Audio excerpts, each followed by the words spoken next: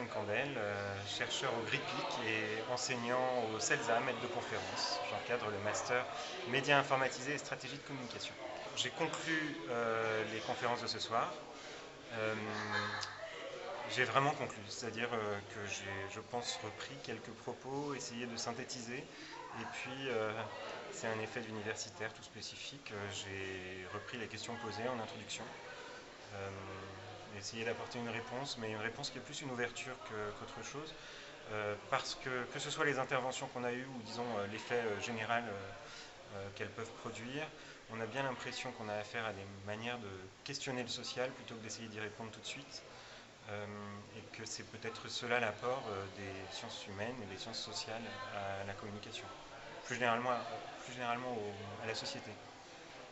Quand on vit dans une société, on a affaire à des pratiques quotidiennes, on est habitué à agir d'une manière relativement courante, en fonction d'habitudes, donc en fonction de croyances.